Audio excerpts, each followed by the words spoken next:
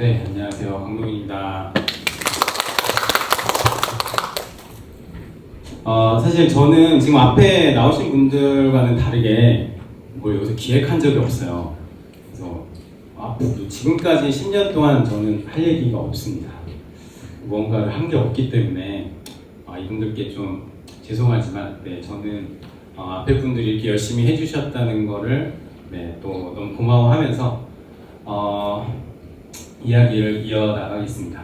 저는 그래서 작년부터 이제 필진으로 글을 쓰는 게 저희 어떻게 보면 유일한 실전교육 교사 모임에 제가 기여하는 것 같아요. 뭐 기여가 조금이라도 된다면 말이죠. 그래서 지금 앞으로 할 이야기에도 제가 글 쓴 거에 대한 내용이 조금씩 들어가고 글 쓴 거에 대한 썸네일이 조금씩 들어갈 텐데 그게 나오더라도 이해 부탁드립니다. 제가 얘기할 부분은요, 어떻게 보면 뭐 앞으로의 10년에 대한 이야기일 수도 있고, 아니면 실천이 이런 중심으로 단단하게 지금까지 했듯이 갔으면 좋겠다. 이런 이야기일 수도 있을 것 같아요.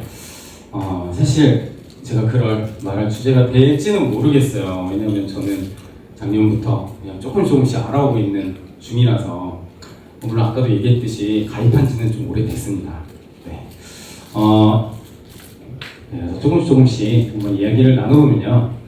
실천교육 교사 모임, 교원단체죠. 이 교원단체를 저희가 모임 까닭은, 여기에 든 이유는 무엇일까요? 저는 지금부터 하는 얘기는 사실은 되게 너무 뻔한 얘기를 좀 할 수도 있을 것 같아요. 모두 다 아는 이야기일 수도 있고요. 그래서 어쩌면 내용이 그냥 그저 그런 내용일 수도 있지만, 어쨌든 제가 생각하고 느낀 거를 기반으로 이렇게 풀어갈 거기 때문에 한번 들어가 주시면 감사하겠는데요. 당연하게도 저희가 실천에 모인 까닭은 교육이라고 생각을 합니다. 어떤 활동, 어떤 기획도 사실은 교육으로 다 모일 거라고 생각을 하고요.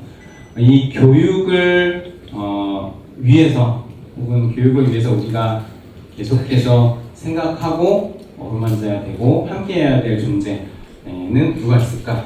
당연히 교사라고 생각을 합니다.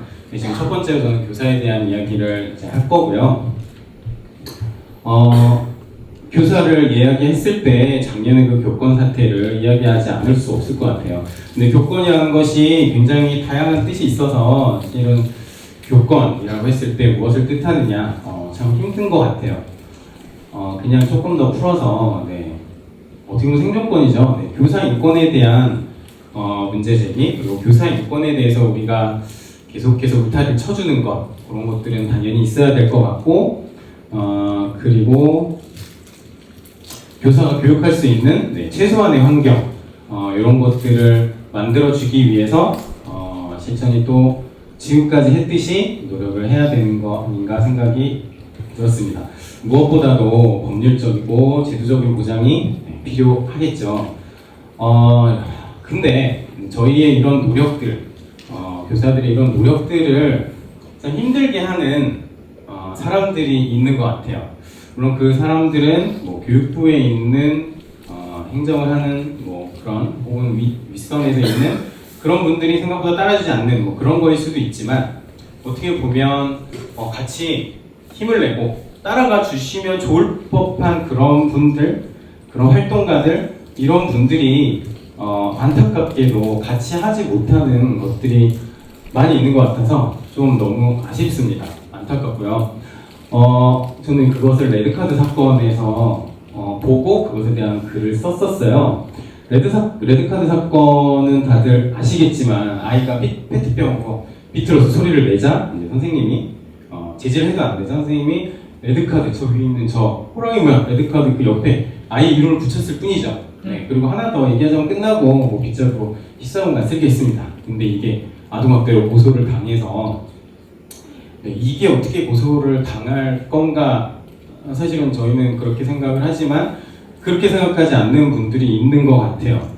그래서 레드카드 사건을 아동학대의 관점으로 바라본 글이 딱 눈에 띄었고, 근데 이거는 너무 말이 안 된다고 생각을 해서 어쨌든 그 글은 프레시안이라는 글에 올라왔습니다. 학교 민주화, 학생 인권을 희생해 얻을 교권은 없다. 레드카드 사건 판결 다시 보기. 이런 글이 올라와서 대표적인 진보 인터넷 언론이죠. 말도 안 된다 싶어서 저는 이런 글을 썼습니다. 첫 번째, 두 번째 이야기. 이 글을 보고서 그들의 글을 보고서 진보적인 어떤 학생인권 단체들이 하는 주장의 어떤 한계와 부실함을 볼 수 있었던 것 같아요. 레드카드 사건에서 나온 여러 가지 쟁점들에 대해서 우리는 토론을 할 수 있고 문제 제기를 할 수도 있을 것 같아요. 과연 그렇게 공개적으로 뭐 이름표 붙이는 게 교육적으로 타당하냐, 혹은 남아서 청소를 시키는 게 맞느냐, 우리는 그거에 대해서 서로 입장을 갖고 토론을 할 수 있다고 생각을 해요. 근데 그거를 아동학대라는 어마무시한 형벌로 단죄를 하는 거는 정말 다른 문제라고 생각을 합니다. 근데 그거를 그래도 괜찮다라는 입장으로 글을 쓰고 입장을 발표하고 하는 사람들, 단체들 생각보다 너무 많아서 너무 안타깝습니다. 그리고 또 그 사람들은 자기들이 갖고 있는 어떤 진보적인 신념, 그런 것들이 너무 어떻게 보면 정의롭다고 생각을 한다고 저는 생각이 들어요. 자기들의 어떤 이념에 도취되어 있는 게 아닌가? 라는 생각도 듭니다. 그렇게 도취되어 있다 보면 자기들이 옳다고 생각하는 것만이 항상 언제나 선이다 라고 생각했을 때 내가 필요한 부분만 선택하고 어떤 거에 대해서 지금과 같이 왜곡 인용을 하는 것도 크게 문제삼지 않는 일도 있는 것 같아요. 실제 아까 그 글에 대해서 그 사람이 대법원 판례를 그대로 갖고 왔는데 제가 대법원 판례를 실제로 쭉 읽어보지 않았으면 몰랐을 거예요. 자기들한테 유리하지 않은 것들을 쏙 뺐더라고요. 그걸 보면서 이럴 수가 있나 싶은 생각이 들었습니다. 또 공격은 이것저것 많이 있죠. 교육부 고시에 대한 공격이 이미 작년부터 굉장히 많이 있었고요. 그 진보적인 단체들, 학생인권 단체 혹은 시민단체들, 그리고 아동복지법이 초등급 교육법 개정안 얼마 전에 있었던 백승안에 대한 공격 또한 만만치 않죠. 대표적으로 얼마 전에 있었던 민변, 민주화를 위한 변호사, 창교학부모의 참여연대, 정치하는 엄마들 등 성구의 단체가 이런 심각한 우려를 표현한다 라는 의견을 냈습니다. 사실 여기에 나와 있는 이 진보적인 단체들, 저는 제가 교사가 되기 전까지 되게 호감을 갖고 있었고 멋있다고 생각했고 했던 단체들이었거든요. 변호사 단체들에도 이런 민주화를 위한 노력하는 단체들이 있고요. 참여연대 대표적인 단체이죠. 시민단체 등등, 인권운동 사랑방 등등. 네, 근데 그런 단체들이 이런 거에 대해서 이렇게 표현을 한다는 게 또 너무 안타깝습니다. 다행히도 저희 실천교사와 교사점의 또 다른 5개 교원단체가 공동성명을 통해 이런 민변과 다른 단체들의 주장을 반박했는데 보면서 너무 공감하면서 읽었습니다. 하나하나 저한테는 다가왔고요. 사실 이런 문제들이, 여기서 제시하는 문제들이 그렇게까지 힘든 게 아닌데, 어려운 것들이 아닌데, 아까도 얘기했듯이 왜곡을 하는 경우가 있는데, 그 아까 민변의 경우 학생 분리에 대해서 필요한 경우로 학생을 분리할 수 있다는 조항도 좀 여쭤보긴 했는데, 실제로 백승안에서는 필요한 경우라는 말이 없거든요.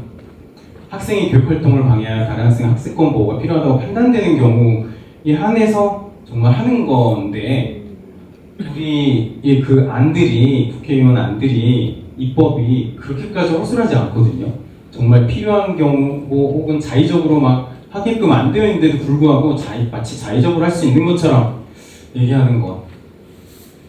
네, 공부를 하지 않아요. 그들은 실천을 이렇게 공부를 하죠. 수업방에 영국, 프랑스, 덴마크 이런 공부를 할 수 있는 기회를 계속 열어주었으면 하는 마음이 있습니다. 그 사람들에게는 이념만 있죠. 굉장히 옳다고 생각하는 학생운동 진영, 진보시민 단체들의 교육에 대한 몰이해가 저는 심각하다고 생각합니다. 네, 근데 제도의 문제와 교육에 대한 몰이에 더해 교사의 문제 또한 있다고 생각을 합니다. 교사의 문제가 있다고 얘기하면 참 조심스럽기는 해요. 사실은 저희는 배운 게 없거든요. 저는 그렇다고 생각을 합니다. 어디서 배운 게 없느냐? 네, 교대에서 배운 게 없다고 생각이 들어요. 최악의 교대 교육과정이라고 저는 극단적으로만 이렇게 얘기하는 걸 그렇게까지 좋아하지는 않는데 네, 또 이런 교육을 썼습니다. 교대 교육과 제가 초등이라서 좀 교대 위주로 좀 말씀을 드리는데 학급 운영 과목이 없어요. 네, 너무 놀랐습니다. 어쨌든 고로 아는 게 없다. 그래서 그거를 선생님들이 인정하는 것도 또 중요하지 않나. 그래서 선생님들은 친구 같은 교사 아니면 그냥 엄하고 무서운 교사 네, 이런 틀 안에서만 그냥 갇혀 있지 않나. 그래서 이런 것들도 어디선가는 좀 아주 구체적이고 현실적으로 제시해주면 좋겠다. 학생생활 지도와 훈육, 상황별 대처법에 대해서 실천이라고 할 수 있지 않을까 싶은 생각이 들고요. 네, 이제 두 번째는 아이들인데요. 네, 그럼에도 불구하고 우리가 아이들과 학부모 때문에 너무 힘들었지만 교권 사태 이후 퍼진 그 허무주의 너무 이해가 갑니다. 상황과 맥락은 이해하지만 어쨌든 네, 저희가 그래도 교육을 하는 사람들이고 저희 안에는 아이들을 중심에 두어야 하는 사람들이라는 것을 그래도 잊지는 않았으면 하는 바람이 있고 그리고 우리가 얼마나 의미 있는 일을 하는 사람들인지를 또 잊지 않았으면 하는 바람으로 그리고 그 일을 실천교사 모임이 중심에서 굳건히 버텨주기를 바라는 마음으로 네, 발표를 마칩니다. 고맙습니다.